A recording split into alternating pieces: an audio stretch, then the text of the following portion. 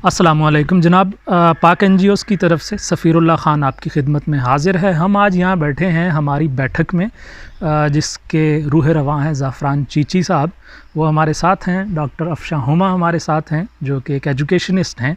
आप दोनों के साथ एक गर्मा गर्म बहस का मूड है मेरा, लेकिन मैं सबसे पहले आपको एक छोटा सा वाक़या सुनाता हूँ। और ऐसे हज़ारों वाक़यात हैं, लेकिन एक वाक़या सैंपल के तौर पर आपके सामने रखूँगा। एक बच्ची है 17-18 साल, 16 साल, 18 साल से ज़रा कम उम्र की एक बच्ची है। 16-17 साल की उम्र है। अपने माँ बाप की बहुत लाडली है। उसकी हर फरमाइश पूरी की जाती है। वो जो कुछ कहती है वो उसे ला के दे दिया जाता है। उसकी तालीम भी हो रही है। उसको मोबाइल भी लेकर दिया हुआ है बेहतरीन। एक दिन अचानक पता चलता है कि वो घर पे नहीं है, गायब। माँ बाप को कोई क्लू नहीं है कि वो बच्ची कहाँ है। पिछले कुछ दिनों से उसके दिमाग में क्या कुछ चल रहा था, क्या हुआ, कहाँ गई। ऐसे वाक़यात हो रहे हैं। मैं अभी इस तरफ नहीं जाता कि वो बच्ची बाद में कहाँ से मिली या क्या हुआ, लेकिन ऐसे वाक़यात हमारी सोसाइटी में बहुत ज़्यादा हो रहे हैं। क्या कहते हैं आप इस बारे में? अगर आप मुझे इजाज़त दें तो मेरे ख़्याल में ये जिस तरह का सिनेरियो आपने बयान किया, ये एक सिनेरियो है। इस तरह के बहुत से वाक़यात हैं जो हमें सुनने को मिल रहे हैं, और आज से नहीं, कुछ अरसे से मिल रहे हैं। मुझे ये लगता है, मेरी ज़ाती राय में, कि जो सबसे पहली वजह प्रोमिनेंट मुझे नज़र आती है वो है कम्युनिकेशन गैप। बच्चों का घरों में अपने किसी एज फेलो से या घर में मौजूद किसी एडल्ट के साथ ऐसा कम्युनिकेशन नहीं है, ऐसी ओपन कम्युनिकेशन नहीं है कि वो दोस्तों की तरह उनके साथ शेयरिंग करें। और उस कम्युनिकेशन गैप क्योंकि जो सिनेरियो आपने बयान किया कि किसी को इल्म ही नहीं है कि वो कहाँ हो सकती है, इट मीन्स कि बहुत ह्यूज कम्युनिकेशन गैप है। घर में बच्ची के साथ उस तरह की ओपन कम्युनिकेशन चैनल्स नहीं हैं जिस पे वो अपनी पर्सनल लाइफ शेयर किया करें। अच्छा, आपकी तरफ चलते हैं, लेकिन मुझे लगता है कि डॉक्टर अफ़शा ने इस बात को बिल्कुल इग्नोर कर दिया है कि वाक़ई में मैंने बड़े तफसील से बताया कि बहुत लाडली बच्ची है। वो जो फरमाइश करती है वो पूरी कर दी जाती है। तो माँ बाप के साथ उसकी बड़ी एक दोस्ताना ताल्लुक़ है, इसके बावजूद ऐसा हुआ है। अच्छा, ये बहुत असल में तो ये बड़े नफ्सियाती किस्म के मसाइल भी हैं, और बड़ी डीप जो इस शोबे के एक्सपर्ट्स लोग हैं वो उस पर भी राय दे सकते हैं। हम तो इस वक्त बतौर पेरेंट्स के तौर पर भी सोचते हैं, बतौर माशरा सोचते हैं कि ये ऐसा क्यों है, और इसका हल भी सोचेंगे इंशाल्लाह कि भाई इसका हल क्या हो सकता है। क्योंकि हमारे यहाँ मसाइल को तो घंटों डिस्कस किया जाता है कि ये मसला है, लेकिन इवन कि उसके ऊपर नाराज़गियाँ हो जाती है, इरिटेशन पैदा होती है, लेकिन बहुत संजीदगी खलूस से ये नहीं सोचा जाता कि हम इसके ऊपर हल का सोचें। मुझे लगता है कि माओं को तो बहुत अच्छा दोस्त होना चाहिए बेटियों का, और स्पेशली बेटियों का बिलुमूम दोस्त होती हैं। मैंने बहुत सरगोशियाँ करते देखे। मेरे घर में मेरा बेटा है तो वो भी माँ के साथ सरगोशियाँ करता है। तो मुझे लगता है कि कई दफ़ा कि क्या माँ बहुत अच्छी दोस्त है, जिसके बाद हर बात आके वो बताता है, और मुझसे थोड़ा सा वो अवॉइड करता है। हाँ, मैं तो अभी इस बात पे हूँ कि कहीं ना कहीं उसके अंदर एक ऐसा कोई लिमिट्स जो थी वो घर में बनी थी माँ बाप के साथ, जो कुछ यहाँ तक तो आप माँ बाप से बात कर सकते हैं, लेकिन यहाँ से आगे की कोई लिमिट जो है ना, वो दीवार थी जो शायद नज़र नहीं आती, लेकिन है ज़रूर कि माँ के साथ भी उसने शेयर नहीं किया। और वो जो चीज़ें उसके बाहर से दोस्त बने, ऐसे दोस्त बने जो अगर वो माँ के साथ बताती कि मेरे ये दोस्त हैं और हर तरह की बात, तो शायद माँ टाइम पे उसको गाइड कर सकती कि वो तुम्हारे दोस्त नहीं, दोस्ती के अंदर है कि वो दुश्मनी कर सकते हैं। ऐसा कुछ ज़रूर हुआ जिसकी वजह से एक लिमिट में रही बच्ची की चीज़ें। उसे पता है कि मैं जूती की फरमाइश करूँगी मुझे मिलेगी, मैं कपड़ों की फरमाइश करूँगी मुझे मिलेगा, मुझे खाने की फरमाइश करूँगी मुझे फ़लाँ रेस्टोरेंट में लेके जाएं, मुझे वो सब कुछ मिलेगा। लेकिन अगर मैंने इसके मुतालिक बात की तो मुझे इस पर कोई डांट पड़ सकती है, कुछ सख्ती हो सकती है मेरी कुछ। तो वो वहाँ पे रुकी और उसने वो चीज़ें शेयर नहीं की और फिर अपनी मर्ज़ी के फ़ैसले किए।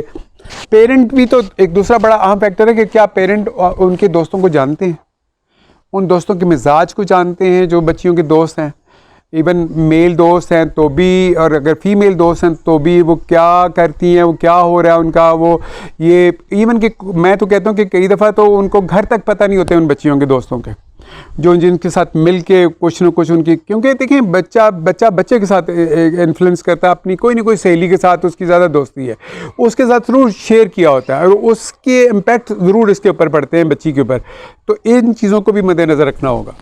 मुझे इजाज़त दें इनकी बात में एक चीज़ ऐड करने की।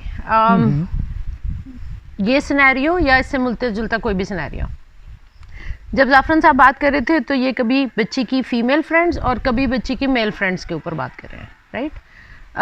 मुझे ये लगता है कि वो बच्चियाँ जिनको हमने शुरू से एक ऐसी एनवायरनमेंट दे रखी है, चाहे वो को एजुकेशन में पढ़ रही हैं, चाहे मिक्स्ड फैमिलीज़ में रह रही हैं, ठीक है, उनके लिए मेल फीमेल के साथ इंटरेक्ट करना और वो इतना बड़ा टैबू नहीं होता।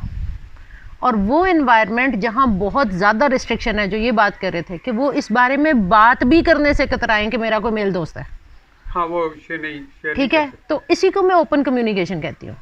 ये क्लोज्ड कम्युनिकेशन है, सर्टन चीज़ों पे वो बात कर रही है और उससे आगे वो बात ही नहीं कर पा रही क्योंकि उसकी एनवायरनमेंट के अंदर इसको एक टैबू बना के रख दिया गया है, वो उसके ऊपर बात ही नहीं करेगी, वो अपनी माँ से जितनी भी करीब है वो उससे भी बात नहीं करेगी। तो जनरली जो हम लोगों का एक तरीका होता है बच्चियों को ऐसे मसाइल से बचाने का कि सख्ती और बढ़ा दी जाए। मेरा ख्याल अगर उसके पास मोबाइल ना होता तो वो घर से, मैं ये कहने लगी थी आप सख्ती किसको कहते हैं, पहले मैं ये समझाएं, what do you mean by सख्ती, क्या किया जाए? उन पे नज़र रखी जाए, रिस्ट्रिक्शंस रखी जाएं उनको, जैसे फ़ोन देना बहुत से लोगों का ख्याल है कि बड़ा इसकी वजह से मसले हो रहे हैं, या बच्ची घर से बाहर जाए ही क्यों, तो बड़ी उसके तो हालात बड़े ख़राब हो जाते हैं फ़ौरन, उसके लिए तो बहुत ख़तरे हैं बाहर। तो क्या नहीं अब हम ये कहें कि वालिदैन को रिस्ट्रिक्शंस नहीं रखनी चाहिए और खुली छूट देनी चाहिए?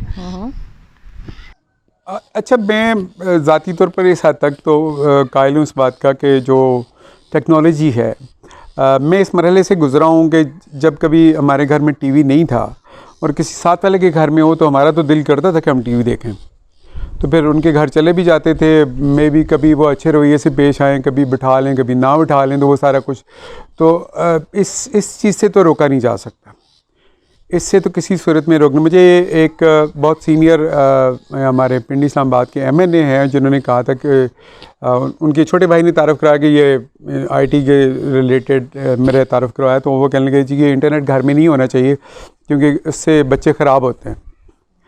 तो मैंने कहा कि जी ये तो अफसोसनाक बात है कि अगर आप ऐसा सोचेंगे तो पूरे ज़िले में तो फिर पाबंदी हो जानी चाहिए कि इंटरनेट तो आप आने नहीं देंगे। तो आप लोगों को तो चाहिए कि इसके ऊपर शऊर रखते हों कि इंटरनेट के ऊपर पेरेंट कंट्रोल सिस्टम भी होता है कि जिसके अंदर देखा जा सकता है कि क्या कुछ चल रहा है, क्या कुछ पूरी हिस्ट्री रिकॉर्ड की जा सकती है।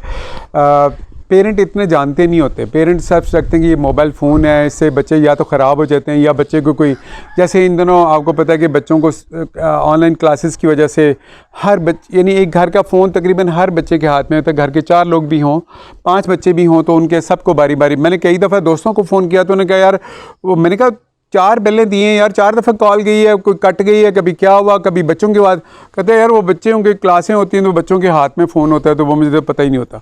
तो ये किसी सूरत में इसको रोका नहीं जा सकता कि आप लोगों को टेक्नोलॉजीज़ ना दें, लोगों के यही सहूलत भी है ना उसके साथ साथ जुड़ी हुई, अब ऑनलाइन क्लासें हो रही हैं या और बेशुमार इसके फ़ायदे भी हैं।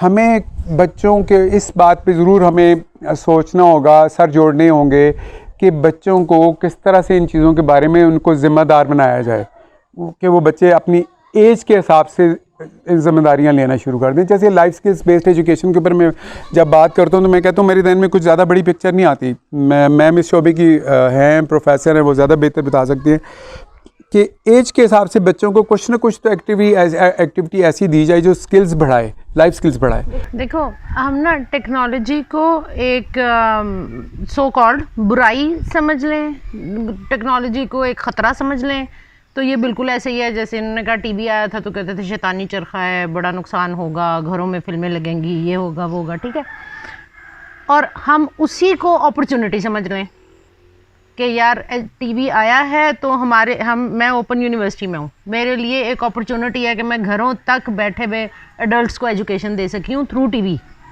तो चरखा तो वही है, राइट।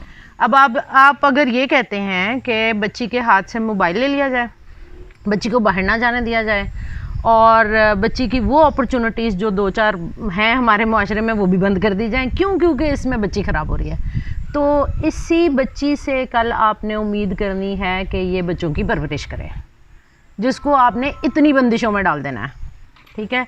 उसको आपने किसी किस्म की एक्सपोजर नहीं देनी, उसको आपने किसी किस्म की अपॉर्चुनिटी तक एक्सेस नहीं देनी, ठीक है। आपका फिल वक्ती मसला हल हो गया कि जी बच्ची 7 पर्दों में रही, 4 दीवारी में रही, बाहर नहीं निकली, किसी से मिली नहीं और आपकी ज़िंदगी आसान हो गई। बच्ची की ज़िंदगी मुश्किल हो गई, तो बच्ची ने तो इसी सदी में जीना आगे जाके। लेकिन देखें, अब इस तरह के वाक़यात मैंने खैर एक ही आपको सुनाया है, इसमें और जो वाक़यात हैं वो ज़्यादा तकलीफ़ दे भी हैं, ठीक है।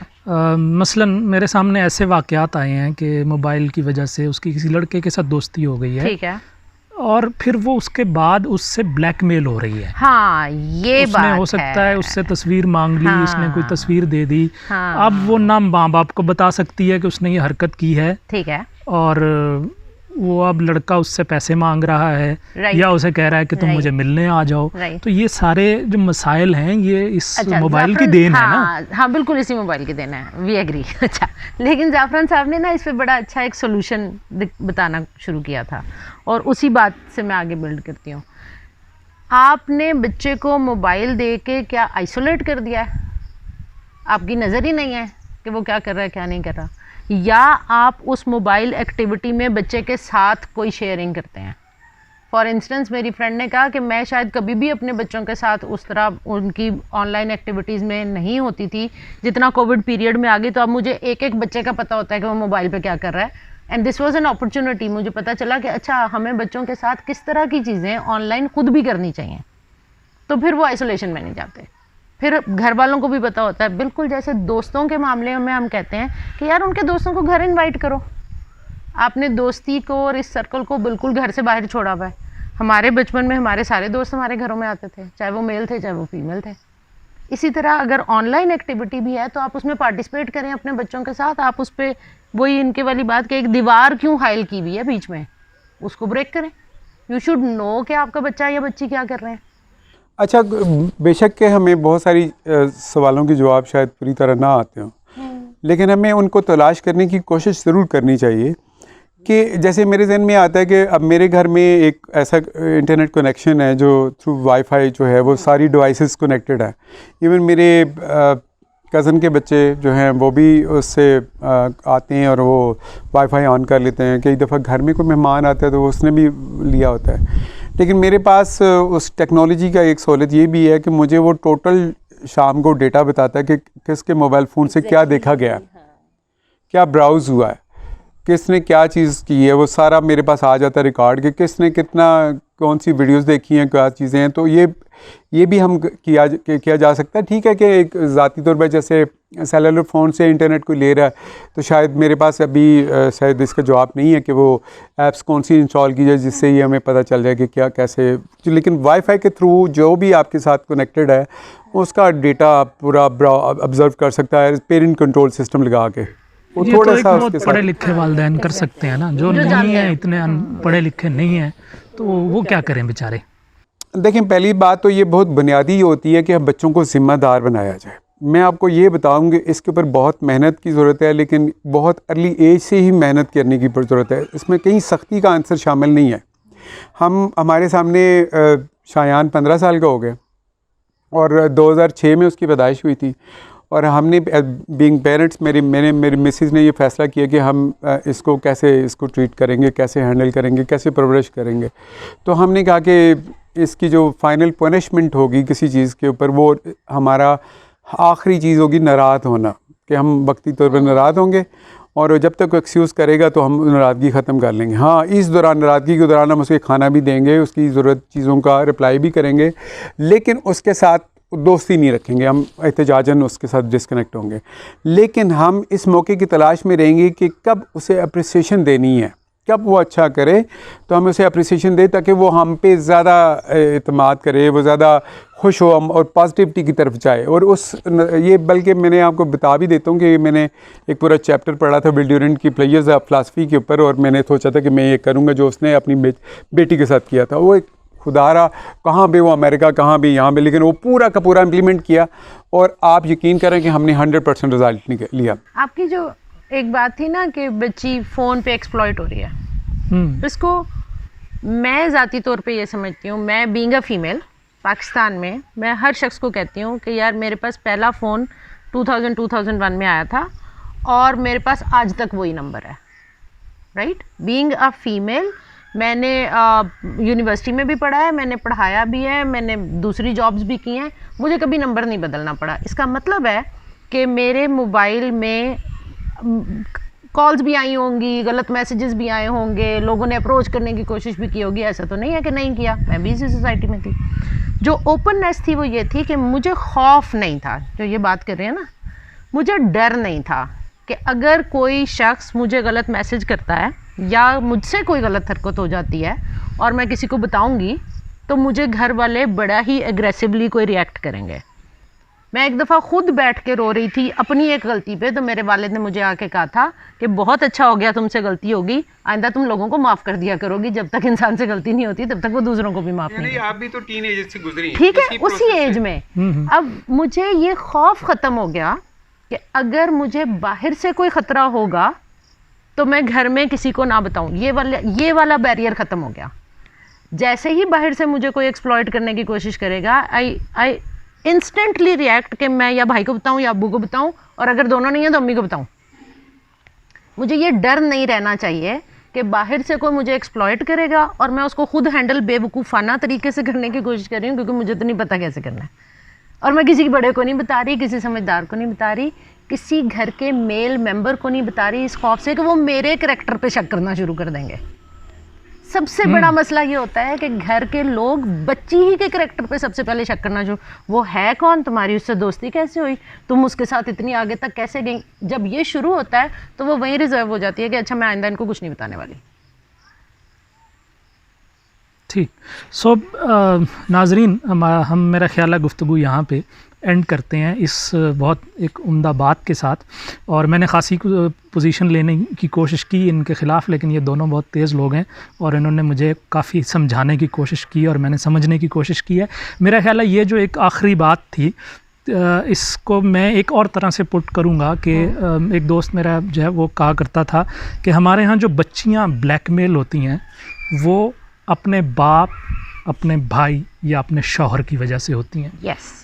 उसी बात को इन्होंने एक्सप्लेन किया है कि चूंकि बच्ची अपने बाप से, अपने भाई से डरती है और वो मसला अपने बाप को, अपने भाई को या अपने मियाँ को नहीं बता सकती है, इसलिए उसे कोई ब्लैकमेल कर सकता है। सो ये सबसे अहम बात है कि अपनी बच्चियों के साथ, बहनों के साथ, अपनी बीवी के साथ ताल्लुकात इतने अच्छे रखें कि वो अपने मसाइल आपसे बिला खौफ शेयर कर सके। ये मसले का हल है। इस पे गुफ्तगू ख़त्म करते हैं, फिर मिलेंगे। खुदा हाफिज़।